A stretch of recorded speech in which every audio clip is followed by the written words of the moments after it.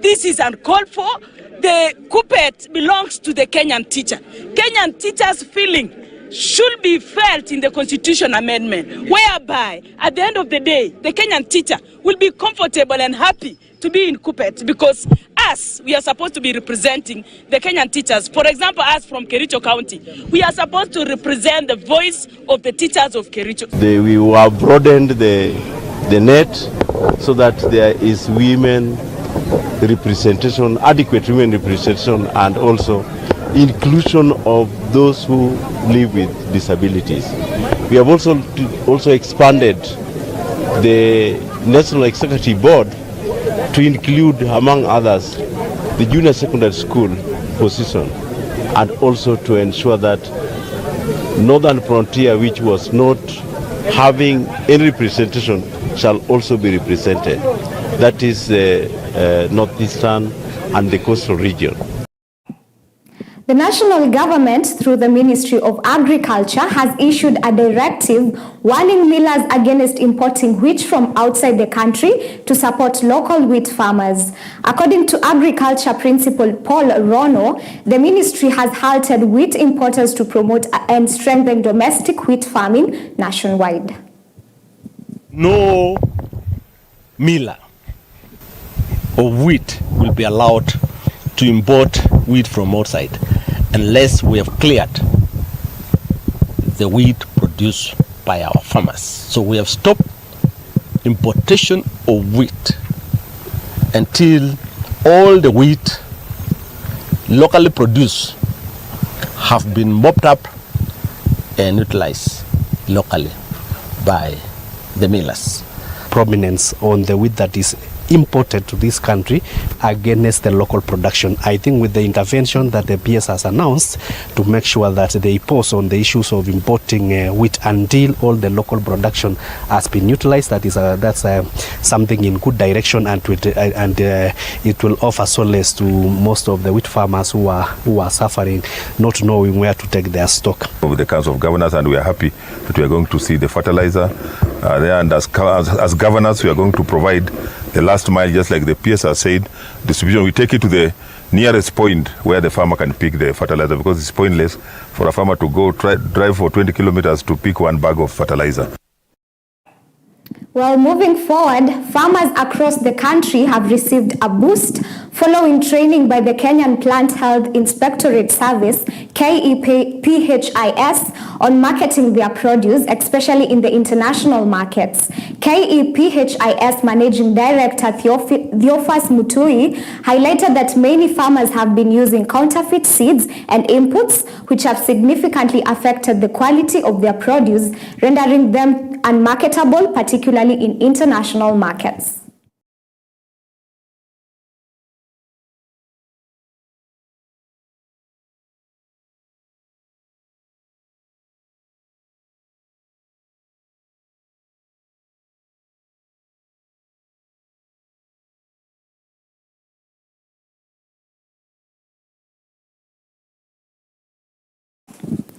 Leaders from Tana River County have been called for cooperation between the national government and the county government to ensure development is achieved and stalled projects as well as new initiatives are successfully implemented. Led by Senator Mungatana, they urged citizens to collaborate effectively with various leaders to push for progress in their constituencies and other parts of the country. Despite coming from different political parties, these leaders emphasized prioritizing, development for the benefit of the people. As a county, sisi kama wabunge watatu, kuna Bura constituency, kuna Galole, na kuna Garseni, na kuna senator na women rep. National leaders, we are 100% behind the government policy and programs. Sisi kama county government, mipangilio yetu ya maendeleo tunashirikiana na serikali kuu.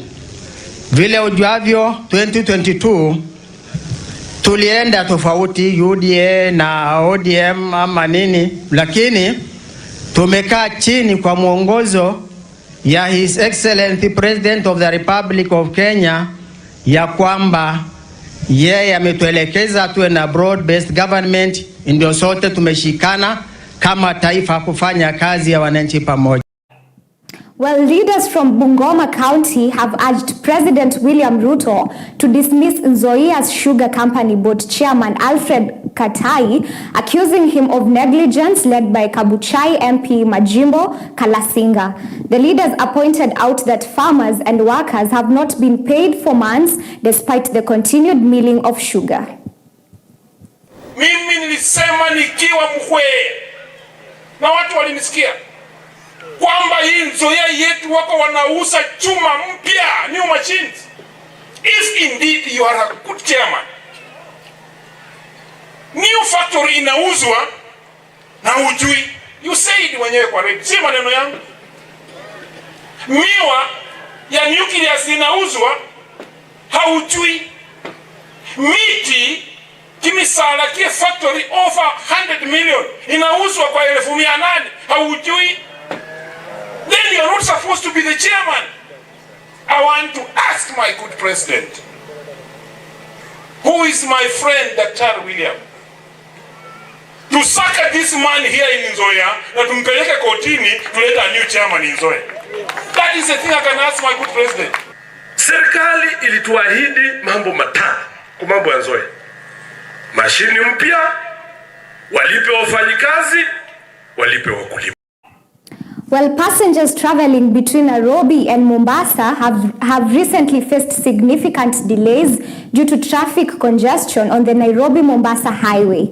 On December 12, 2024, motorists were stranded for over 6 hours near Mariakani area, with the traffic jam extending approximately 14 kilometers towards Mombasa. Such incidences are not isolated.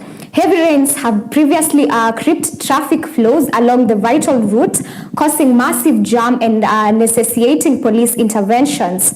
Travelers are advised to plan their journeys carefully, considering potential delays, and to stay updated on traffic conditions through reliable sources. Utilizing real-time navigation app can also help in identifying alternative routes to avoid congested areas. Juu sisi kama abiria hatuwezi jua gari iko sawa ama iko sawa. Sisi tunakuja tunalipa ndio tuelekee kwenye tunaelekea.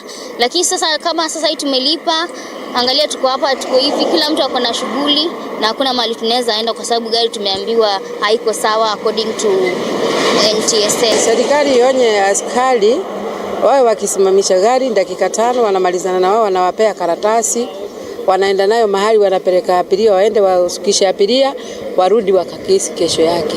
Lakini sio kukaa hapa tuliko na lisali zima, hata inaelekea masaa mawili. Serikali ningesema ya kwamba wasingojee festive season ndio askari wanajitokeza kuanza kuangalia magari.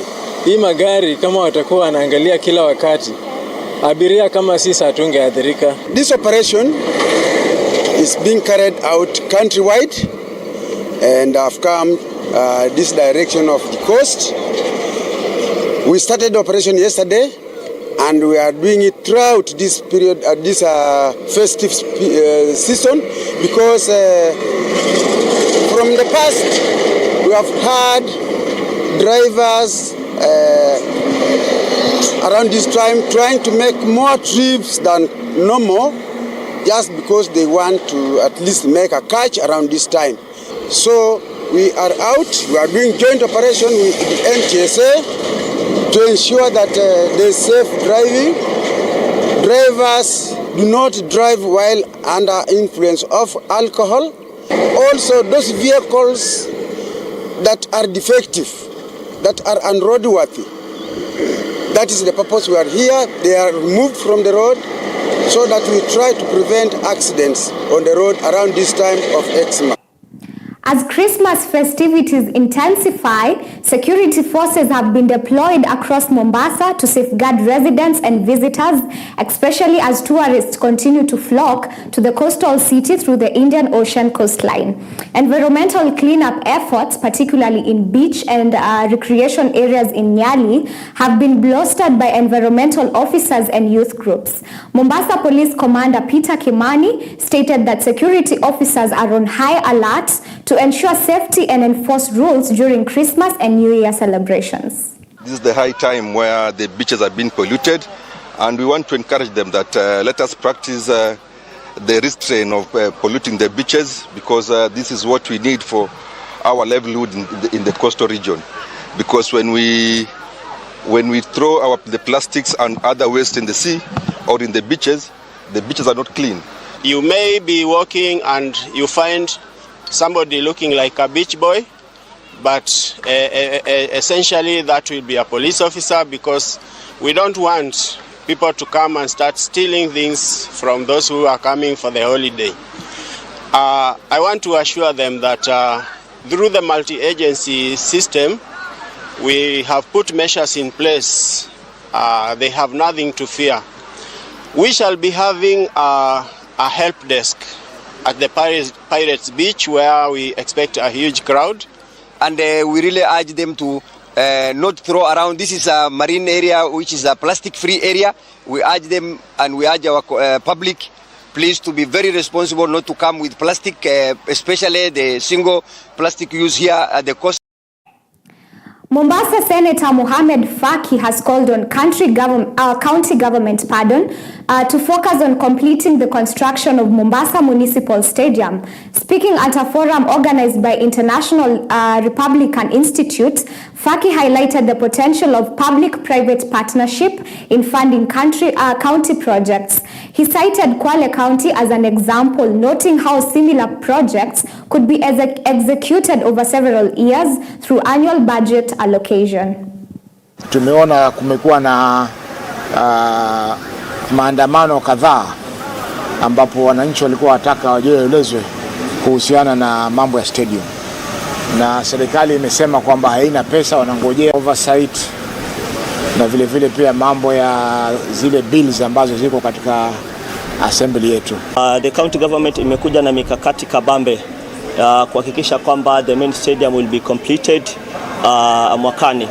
Already kuna bill inaitwa multi-year finance bill ambayo iko county assembly. Bill hii itatuwezesha sisi kuleta other partners ambao wataweza kumaliza projekti hii. Na tunashukuru sana manake imetupa capacity, na pia kwa yale ambao sisi tunafanya kibinafsi, nadhani itakuwa wameimarisha utendakazi wetu. Na niweze pia kuzidisha shukrani kwa County Government of Mombasa pamoja na ofisi ya Senator pamoja na County Assembly na CSO. Right time the county to be responsible and give us information. I think it's because of the misinformation that we have. I'd like to emphasize what the Senator had said, that we need to open the county assembly so that we can get information. Like, we don't need to just hear or listen from the Nairobi. We also need to know what is happening. The common mwananchi, there's a big gap in terms of loss of information. Well, that story takes us for a short commercial break. We'll be right back with more. Stay tuned.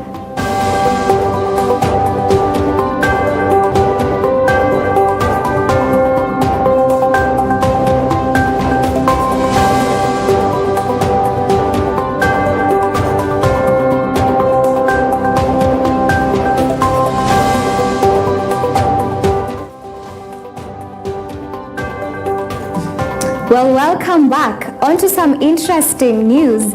The community has been urged to embrace the acting and arts industry to nurture talents and boost economic empowerment. Speaking during an NDI event on Maskini Roho Safi Youth Group in Bamburi, the group's farm director Ali Menza emphasized the potential of talents in transforming lives. He also encouraged the public to support local plays and performances while distinguishing between actors on screen roles and other real-life personas. Menza wished the group's actors and followers Bevin farm a prosperous new year. Vincent, director of Benvin Films na director wa Maskini Roho Safi, ambayo ni kundi la uigizaji katika eneo la Bamburi na bunge la Nyali. Nichukue fursa hii kwanza kumshukuru Mungu kwa kwamba ametupatia nafasi ya kupumua katika mwaka mzima mpaka sasa hivi ambapo tumekuwa na shughuli hapa ya kukamilisha mwaka wetu. Napo kukamilisha shughuli hii ni kuwatakia kwanza wanakundi wote wa Maskini Roho Safi wakati mwema wa sherehe za Krismasi na mwaka mpya, na vile kuwahimiza kwamba wazidi kujituma katika maigizo ambayo yako pale mbele. Kwa wale ambao ni audience wetu, fans wetu, kuna vitu vingi tu ambavyo tumewapangia viko jikoni. Kuna kimoja ambacho tutakirelease before mwaka uishe, na mapenzi tamu chungu imekamilika, na kuna vingine vingi tu ambavyo viko kwa pipeline. Pia ningechukua fursa hii kuambia kwamba tujitume, si kwa maigizo tu, lakini hata kufanya maigizo yawe yenye kuleta natija katika maisha yetu, kwa sababu kupitia talanta ndio tunaweza kujiinua kimaisha. Tumezingatia kwamba serikali iko na hela tu nyingi ambazo zinasaidia upande wa wasanii na upande wa uigizaji. Maanake hata rais mwenyewe juzi akasema kwamba wale ambao wanahusika na pesa zile za wasanii wasizikule, wahakikishe kwamba zinafikia wasanii. So wasanii tuinuke, tujifunge kibwebwe ili pesa zile zitufikie wenyewe na zitusaidie katika maisha yetu. Kila mtu alipoumbwa kuna kitu special ambacho alikiwa tunakiita kipaji au talanta. Kipaji chako ndio utajiri wako. Uwe ni mwimbaji, uwe ni mwigizaji na sanaa nyingine, hata uchoraji. Cha msingi mkijituma. Tambua kipaji chako, acha kipaji chako kikuletee maisha bora, kwa sababu hicho ambacho umepewa hicho ambacho kitakutajirisha. So kwa wale ambao wako pale nje, street, pale nyumbani, pale kijijini, unaona pengine kuigiza ni kupoteza wakati, unakosea, kwa sababu kuna wasanii tu wakubwa ambao wameinuka na wanaendesha magari, wako na majumba ya kukodisha, wako na biashara nzuri tu kupitia nini? Kile kipaji.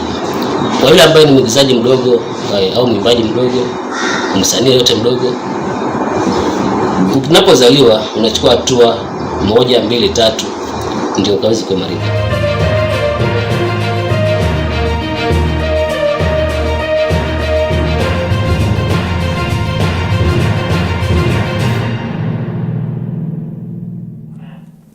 Well, on to sports. Destiny International Home of Talents, an organization, for promoting youth development and growth talents, has been appealed for sponsor to support its goals for the coming year. Speaking at the end of year event, the group's manager Wilfred Mangera expressed plans to register various teams in the National FKF League next year. Representatives from Bomu Hospital praised the organization's effort in keeping youth away from drugs and crime. Fahamu wangu pengine rais alikuwa na sababu za kutekeleza maamuzi hayo na kuweka watu tofauti katika idara tofauti. Bila shaka waliona kwamba pengine wataweza kuboresha huduma katika nchi na katika wizara teule ambazo wamechaguliwa. So letu ni kusubiri na kuona kazi gani hao waliochaguliwa ama walioteuliwa katika wizara tofauti watatekeleza wajibu wao. Tungependelea kupata ushirikiano kutoka wizara husika ambayo ni ya michezo na vijana. Manake vijana ndio wanatengeza asilimia kubwa ya nchi ambao ni wengi.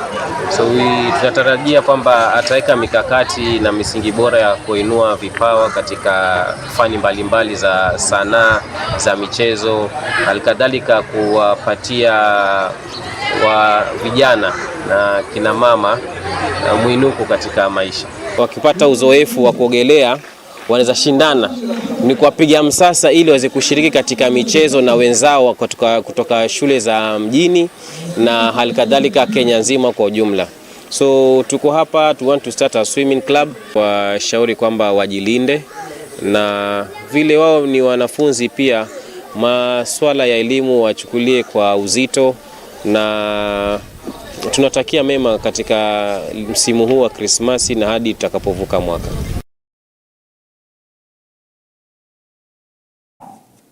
The director of Changamwe MP office, Ibrahim Kilai, highlighted the importance of close collaboration between the newly appointed Sports Cabinet Secretary Salim Mvurya and stakeholders in enhancing sports standards in the country. Speaking at the conclusion of a 3-week swimming training program in Changamwe, Kilai announced plans to establish a swimming club to compete with other nationwide. He urged the youth to celebrate responsibly during festive season to avoid incidences of indiscipline.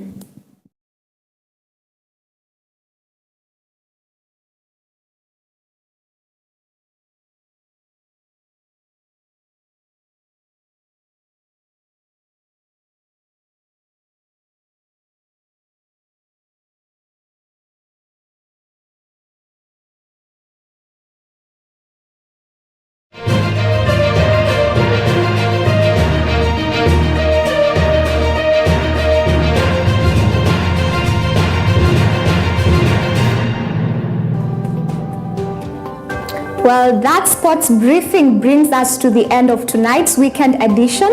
Thank you for joining us. My name is Carolyne Muthoni, wishing you a peaceful night and a restful weekend.